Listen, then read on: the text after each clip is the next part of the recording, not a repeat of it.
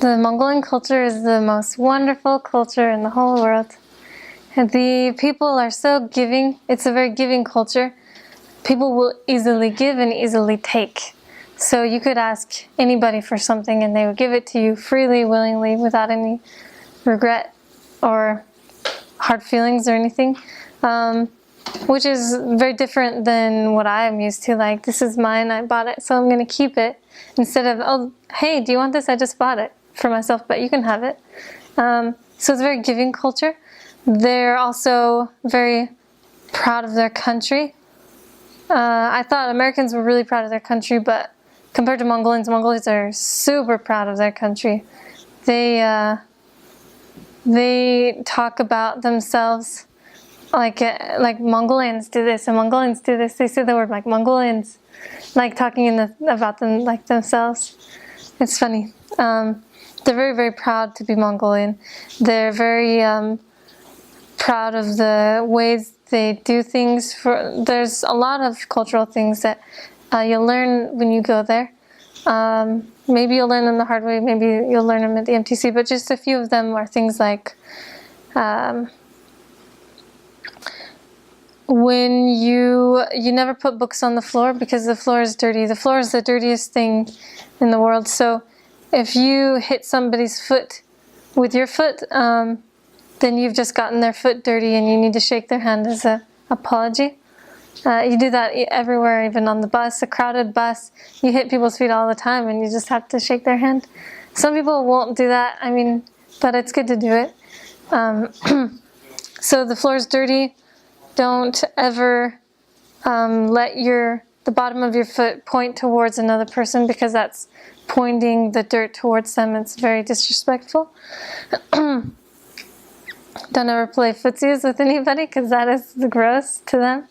And let's see. When you, there's if you hand, this is a good one to know, don't ever do this. If you hand people things in between your two fingers, like some money or something, that's like the F word to them. It's very, it's extremely offensive. Don't ever do it. And now when people hand me money like that, I kind of have to, it's okay. They're not flipping me off. It's okay. That's another cultural thing. Because it's not a Christian country, they don't really celebrate Christmas as big as we do. They'll celebrate New Year's at January 1st and with like a Christmas tree and Santa Claus, but they don't celebrate on the 25th like we do. They don't really understand anything about Christmas, like Christ, that direction. They will celebrate New Year's as Christmas, but their big celebrations are called Sagansar, which is, it's like their New Year, the ancient New Year, or the Chinese New Year as we call it over here. That's around at the end of January or the beginning of February. And it lasts 3 days. And it is basically where people will make the traditional dumplings with meat inside of them. Make a ton of them, sometimes 1,000 for a family. And then they just invite people over. You wear a traditional Mongolian outfit, a costume, and then you greet people, which is, there's a special way of greeting people. You will say a phrase in Mongolian, which means like, are you resting well? In Mongolian it's Amar Beno, and then the person will respond Amar Beno to you, and then you'll kiss each other on the cheek like this as a greeting, just for all people in the house that you enter. And then you'll eat their food, you'll talk. They pass around some tobacco that you sniff. Missionaries can like hold it and like pretend to sniff it and pass it around. They also have like big drinks of alcohol that they pass around. And with that you can flick it like this at the 3 corners of the world or something like that and pass it around, and that's perfectly acceptable to them. And then you just eat a lot of food, have a good time, and then you're out of there to the next house. And so people will do this a lot with relatives, and it's a great celebration. We normally didn't do any teaching on these days as missionaries, we just greeted a lot of members, our investigators, and less active people. We just went over to their houses and had a really good time with them. And then, so that's 3 days of that. And then the second biggest holiday is in July. It's 5 days. It became 5 days this year. It used to be 3, now it's 5. And that is called Nadam, and it's their independence holiday. And that is when people will eat like a fried meat pie. They'll eat that. They'll drink juice and fermented mare's milk, and they'll play games and watch horse races and watch arrow shooting and wrestling. These 3 games are the things that they watch at Nadam, in a big stadium and on TV and in the countryside and things like that. So people will be doing that for 3 days to 5 days. Nobody works on these days. It's hard to find missionary work, but you just, again, meet with the members and have a good time with them. And those are the 2 big holidays of Mongolia that are unique to Mongolia. The first things that I noticed about Mongolia is you're flying to a different place across the world. You know, we flew Salt Lake, San Francisco, Tokyo, Beijing, say 2 days in Beijing, then to Mongolia. So you feel like you've gone on complete other side of the world, which I guess you have, and you expect as foreign people. And what struck me was how familiar they were. How many faces of Mongolians were the same faces of people that I knew at home. Maybe whiter cheeks, which is a Mongolian characteristic, but very similar people and similar personalities. I was amazed at how much, from an American point of view, they had a similar personality. I think perhaps from the history of the Mongols conquering most of the known world at one time, kind of has that, you know, number one kind of chest bumping, that personality that Americans have in a way. And the Mongols are a lot that way. They're proud people, but not an obstinate people. And they're quite kind. I'd have people actually at times, just random people, stop and say, "You American? Yeah. Come to my house for dinner tomorrow night. Here's my address." And you show up and they'd feed you. And they wouldn't ask anything from you. They just want to meet you. And they're really kind people. Now, there's, you know, definitely some drunks there who are not as kind. But even then, they're not too bad. You know, still my cookies kind of drunks, not really beat you up too much.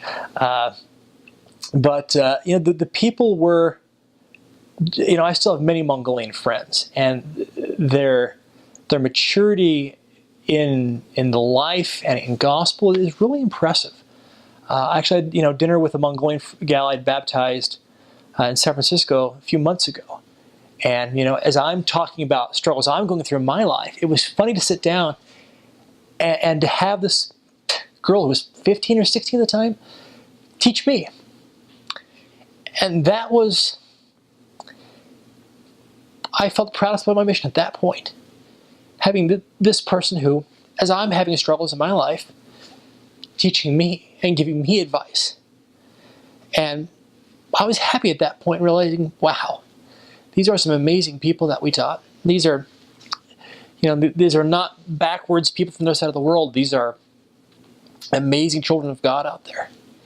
And, you know, they're lots of fun too. We play games all the time with missionaries. And one of the things we're trying to do is develop church families that didn't exist in their nuclear families.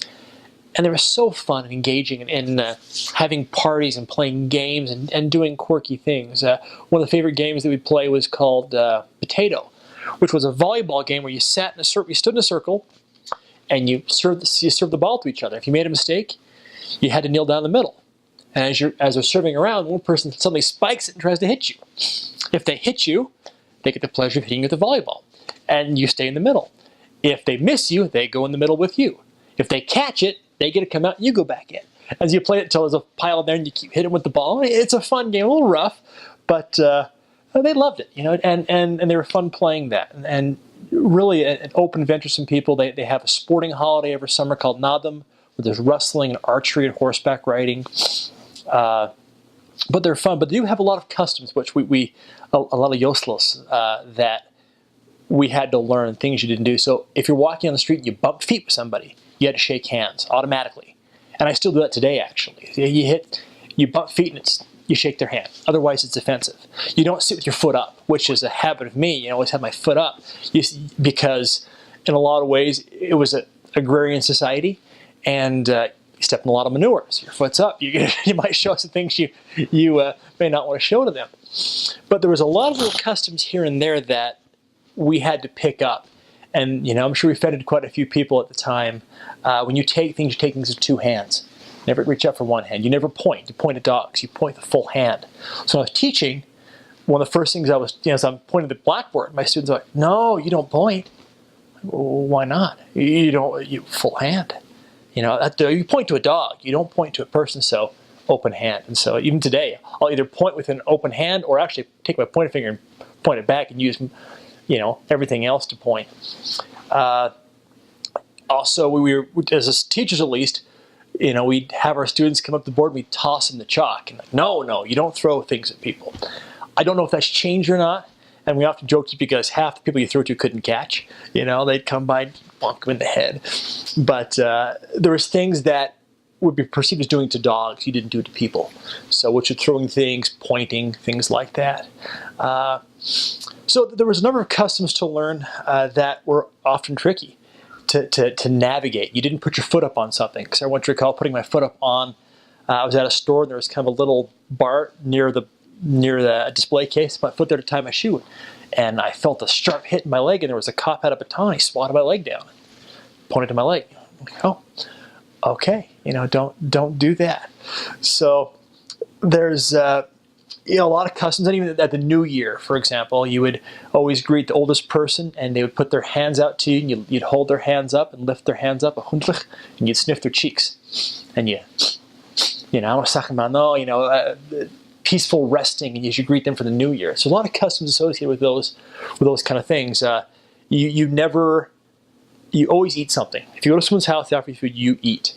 You put something in your mouth. It may even be I was at someone's house and some neighbor came in and he sat down and waited. Didn't have much to say. They brought him tea and they brought him some adel, kind of a milk curd. He took a bite of adel, took a small bite, put it down, said his piece, and left. But he wouldn't leave until he ate something, and he had to take a bite and would eat something. We also learned kind of late in the game that if you clear your plate, they'll keep refilling it. So as much as you think you're being respectful by eating everything, they're going to keep giving you their food, and you may make them go hungry if you do that. So, and even then since we were so new to the country, there's a lot of things that we perceived as customs we just didn't know, and so I may be wrong on a few things. The customs may have changed, but I had once where I was with a bunch of scouts. I was an advisor to the scouts of Mongolia, and I had a pair of scissors in my hands. I just kind of snip, snip, snip, just kind of playing with them. They said, no, don't do that. I'm like, okay, what custom could you possibly have about scissors? He goes, it's just not safe.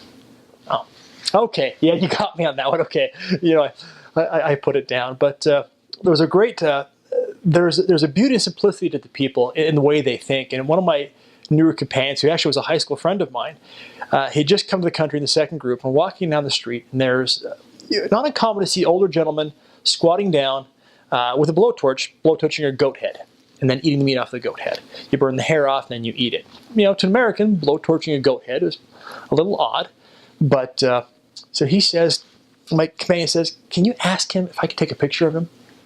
So I said, sir, can my friend take a picture of you? And this old man blowtorching a goat head, you think, old kind of crazy gnarly guy, and he looks up and he says, this is Mongolia, the home of the Mongolian steppe, land of Genghis Khan, the elk, the sky, the grasslands. And you want to take a picture of a man cooking a goat head? No, go take a picture of something pretty. Yeah. I mean, it was this great wisdom in this man. You're like, yeah, that's a good point.